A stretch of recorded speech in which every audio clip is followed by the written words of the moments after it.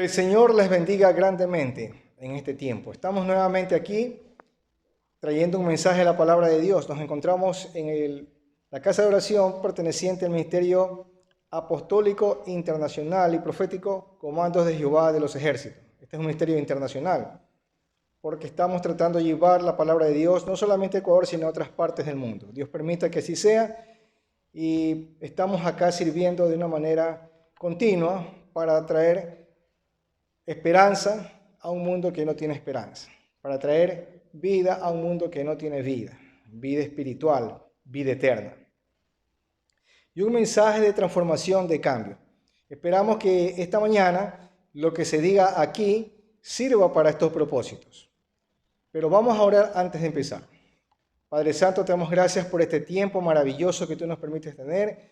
Permite que, oh Dios, la palabra tuya, Señor, se implante en los corazones y dé, oh Dios, un fruto de cambio, de transformación, Señor. Traiga paz, traiga esperanza, traiga vida a todas las personas que lo necesiten.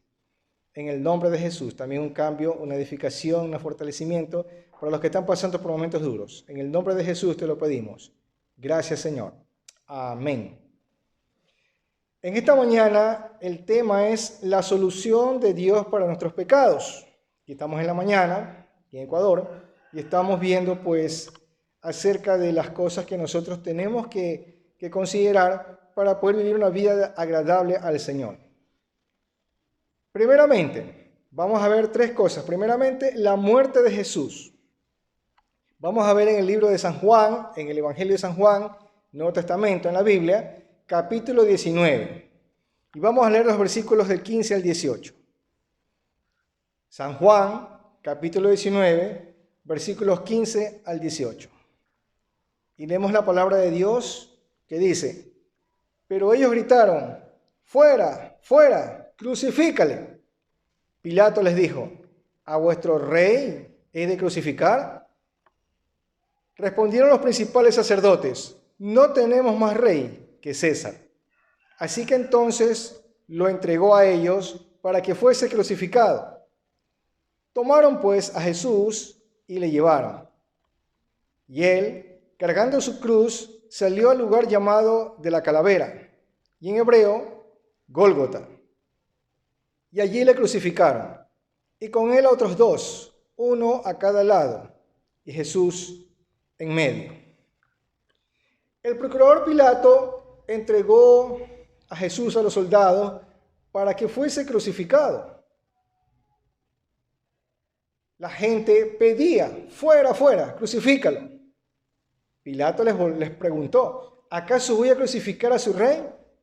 Y los jefes de los sacerdotes le contestaron: nosotros no tenemos más rey que el emperador. Entonces Pilato les entregó a Jesús para que lo crucificaran y ellos se lo llevaron. Esto tuvo que suceder por causa de que el Señor vino a este mundo con un propósito. El propósito es dar la vida por toda la humanidad, empezando por los de su pueblo. Por eso que la Biblia dice que la salvación viene de los judíos. Eso significa que, siendo Jesús judío, Él fue el que trajo la salvación, no solamente a su pueblo, sino ahora en este tiempo al mundo entero. Y desde entonces, todo lo que ocurrió allí fue para que nosotros nos diéramos cuenta cuánto le costó al Señor sacrificarse por nosotros, morir. Pero antes de eso Él estuvo haciendo muchas obras de sanidad, de liberación, de enseñanza, etc. Nosotros estamos viendo entonces que para que los pecados sean solucionados en nuestra vida, fue necesaria la muerte de Jesús. Algunos no comprenden por qué Jesús tuvo que morir, y aún más en una cruz, como si fuera alguien criminal. La Biblia lo había dicho en Isaías que él iba a morir, iba a ser contado entre los injustos, entre los impíos. Por eso que todo lo que está escrito en el Antiguo Testamento se cumplió, o por lo menos las cosas que tenían que ver con la muerte de Jesús, con sus enseñanzas y con el propósito que vino a salvar a la humanidad, está escrito en algunos libros del Antiguo Testamento. Y esto pues se dio en la persona de él, porque si usted lee el Antiguo Testamento, habla acerca del siervo de Jehová. Ya habla de Jehová mismo.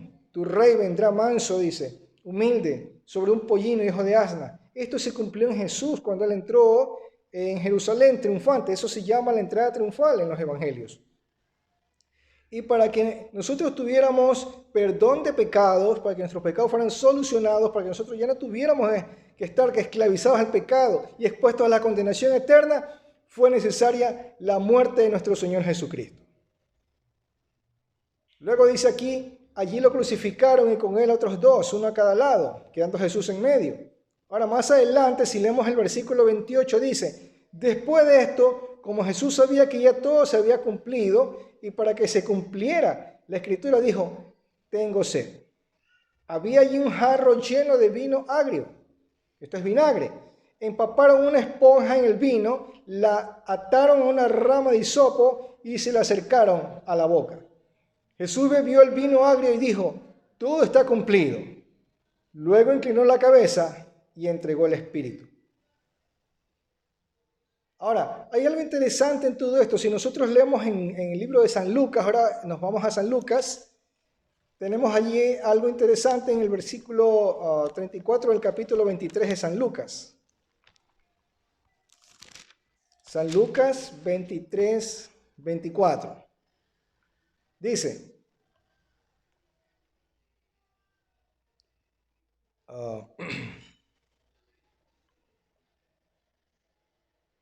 perdón, 34 es el versículo, 23, 34.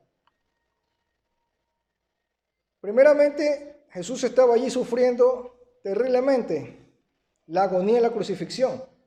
Pero ahí en medio de esa situación, cuando leemos esto nos podemos sobrecoger de ver cómo es el amor tan grande del Señor para con nosotros. Dice el 34, y Jesús decía, Padre, perdónalos, porque no saben lo que hacen. Esto es interesante, pero a la vez es importante e impactante ver cómo el Señor nos amó de tal manera que a veces es incomprensible el amor de Dios en Jesús. Él pidió perdón por nosotros. Él pidió perdón por aquellos que le estaban crucificando en ese momento. Lógico, ellos no sabían realmente quién era Él. Ahí lo estaban crucificando como si fuera un ladrón, un criminal. Pero ellos no sabían que estaban crucificando al Hijo de Dios. Habían escuchado, pero ellos obedecían órdenes. Los soldados no se pusieron a pensar, estamos matando al Rey de la creación, al Dios soberano. No, ellos simplemente lo veían como un hombre que era culpable de algún crimen o de algunas cosas que se le acusaban, injustamente, por cierto.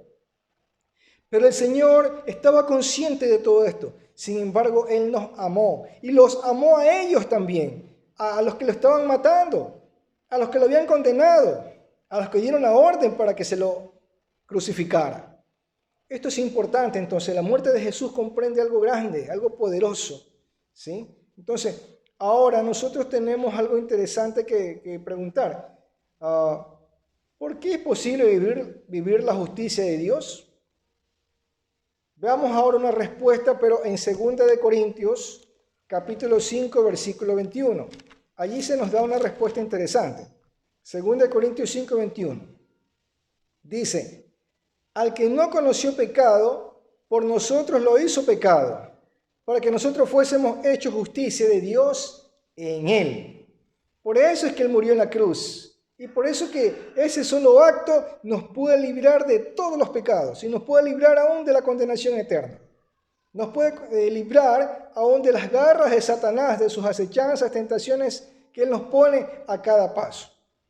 Cuando uno aprende a vivir conforme a la palabra, puede hacer frente mejor a ese enemigo que cuando no la lee, que cuando no conoce. Por eso es importante leer, meditar, estudiar la palabra de Dios y ponerla en práctica. Es importante esto. Entonces, allí dice, Cristo no cometió pecado alguno, pero por causa nuestra, Dios lo hizo pecado, para hacernos a nosotros justicia de Dios en Cristo. Por eso que somos nosotros justificados delante del Señor, por la muerte de Cristo, no por nuestros méritos. Nosotros no hemos hecho nada, y aunque lo hiciéramos no valdría de nada. Lo que sí vale es lo que Jesús hizo. Por eso es que nosotros podemos llegar ante la presencia de Dios y hablar con Él, y si hemos ofendido su persona, pedirle perdón, y si hemos cometido agravio contra nuestro prójimo, pedirle perdón, y también pedirle perdón a nuestro prójimo. Entonces, todas estas cosas son importantes, por eso la muerte de Jesús es importante. En 1 Pedro 2:24, aquí tengo otra versión, dice, Cristo mismo llevó nuestros pecados en su cuerpo sobre la cruz, para que nosotros muramos el pecado y vivamos una vida de rectitud. Cristo fue herido para que ustedes fueran sanados. Qué importante resultó la muerte de nuestro Señor. Y tenía que ser así, porque así estaba escrito desde el Antiguo Testamento. Ahora, tenemos que considerar también que Jesús fue sepultado. Ya, Jesús fue sepultado. Si nosotros nos trasladamos nuevamente al libro que iniciamos en el Evangelio de San Juan, en el capítulo 19 podemos ver el otro aspecto también acerca de la sepultura de Jesús. Ahora miren, Jesús tenía que ser sepultado. Él no podía quedarse en la cruz. Y además fue una orden del emperador que saquen de la cruz y los pongan en alguna tumba. Antes de eso se había ordenado que se les quiebren las piernas, pero como él ya estaba muerto, un soldado le traspasó con una lanza y se dio cuenta que estaba muerto, entonces a él no le quebraron las piernas. Eso fue cumplimiento de otra escritura que dice, hueso suyo no será quebrado. Entonces, todo lo que Jesús hizo era cumplimiento del Antiguo Testamento. Veamos lo que dice allí en el libro de San Juan, capítulo 19, versículos 38, 40, 42. Dice así, después de todo esto, José de Arimatea, que era discípulo de Jesús, pero secretamente, por miedo de los judíos, rogó a Pilato que le permitiese llevarse el cuerpo de Jesús, y Pilato se lo concedió. Entonces vino y se llevó el cuerpo de Jesús. Ahora dice en el 40, tomaron pues el cuerpo de Jesús y lo envolvieron en lienzos con especias aromáticas, según es costumbre sepultar entre los judíos. Y en el lugar donde había sido crucificado había un huerto, y en el huerto un sepulcro nuevo, en el cual aún no había sido puesto ninguno. Allí pues, por causa de la preparación de la Pascua de los judíos, y porque aquel sepulcro estaba cerca, pusieron a Jesús. Entonces nosotros podemos darnos cuenta que Jesús fue sepultado como cualquier otro ser humano, cualquier otra persona. Es que tenía que ser así porque Él estaba en carne, aunque era hijo de Dios y aunque era Dios mismo. Allí nosotros podemos darnos cuenta que tenía personas que estaban interesados en ayudarlo. Uno de estos fue José de Arimatea. Si ustedes leen el versículo 39 de aquí, este mismo capítulo 19 de San Juan, dice que también estaba Nicodemo. Miren, José de Arimatea, un hombre que tenía dinero y que era discípulo de Jesús, solo que secretamente, dice aquí, ¿no? A veces hay discípulos que son secretos por causa del temor de otras personas, ¿verdad? Y aquí también estaba Nicodemo, el que antes había visitado a Jesús de noche, dice. Ese lo hizo así también secretamente porque temía ser visto por los otros fariseos y de pronto lo iban a expulsar de la sinagoga, ¿no?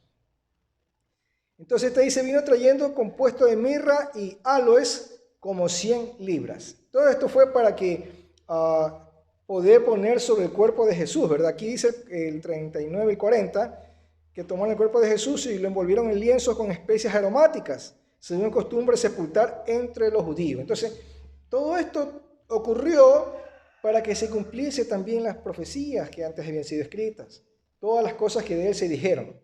Entonces, es importante la muerte de Jesús y también que Jesús fue sepultado. Pero una tercera cosa que es también importante es que Jesús resucitó.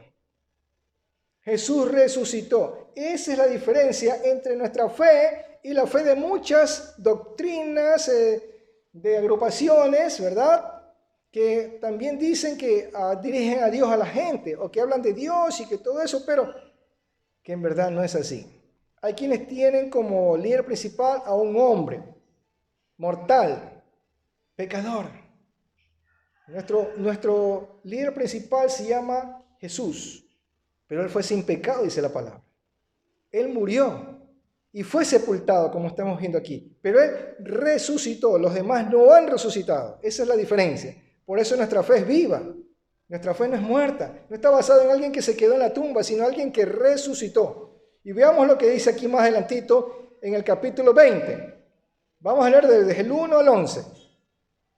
Dice así: el primer día de la semana, María Magdalena fue de mañana, siendo aún oscuro, al sepulcro, y vio quitada la piedra del sepulcro. Entonces corrió y fue a Simón Pedro y al otro discípulo, aquel al que amaba Jesús, y les dijo: se han llevado del sepulcro al Señor, y no sabemos dónde le han puesto. Y salieron Pedro y el otro discípulo y fueron al sepulcro. Corrían los dos juntos, pero el otro discípulo corrió más aprisa que Pedro y llegó primero al sepulcro. Y bajándose a mirar, vio los lienzos puestos allí, pero no entró.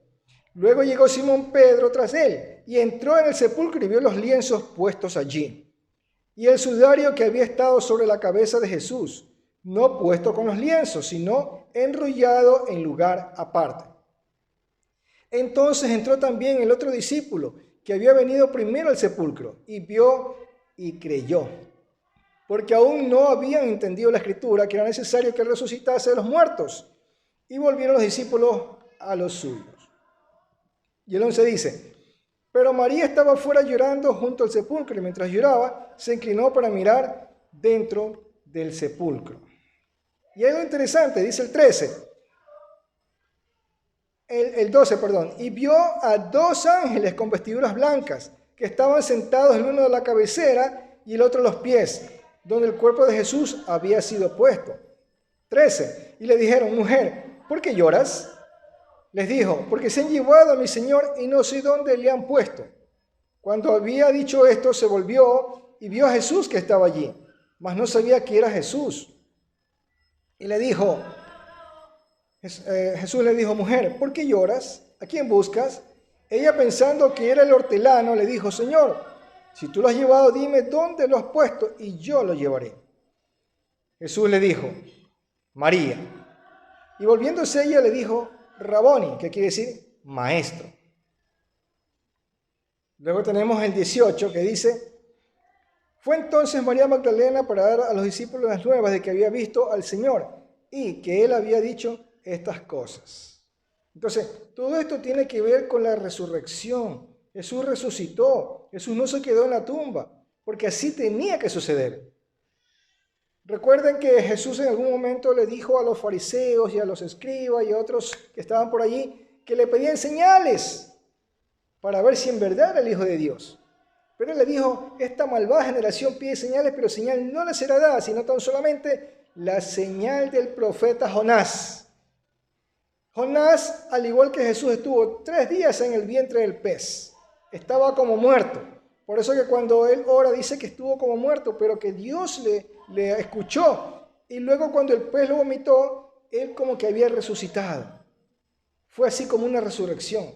Entonces es una comparación que Jesús hace. Dice que esta señal será la única que le será dada. Esa señal se va a cumplir en él, que al tercer día resucitaría.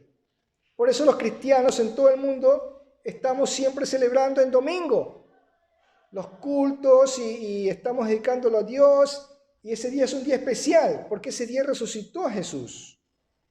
Ese día lo adoramos, ese día lo alabamos, ese día escuchamos la palabra, aprendemos, nos fortalecemos.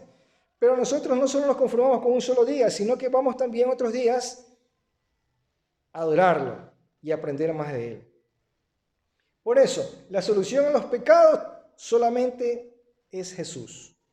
Si usted cree en Jesús, que Él murió, que Él fue sepultado, pero que resucitó al tercer día y que es el Hijo de Dios que viene en carne y que le acepta como Señor y Salvador, yo le aseguro que sus pecados son perdonados si usted arrepentido o arrepentida le entrega su vida. Por eso hoy es un día especial. Yo voy a hacer una oración y quiero que usted me acompañe. Espero que la haga suya. Padre, gracias, Dios Santo, porque tú me has mostrado en verdad lo que significa la muerte de Jesús, de mi Señor. Gracias, Señor. Yo me arrepiento de todo lo malo que he hecho hasta ahora y entrego mi vida a ti. Acepto este sacrificio como el único medio para ser salvo del pecado y de la condenación eterna. Entrego mi vida en tus manos, Señor. Dirígela de ahora en adelante, en el nombre de Jesús. Amén. Que el Señor le bendiga por esta decisión.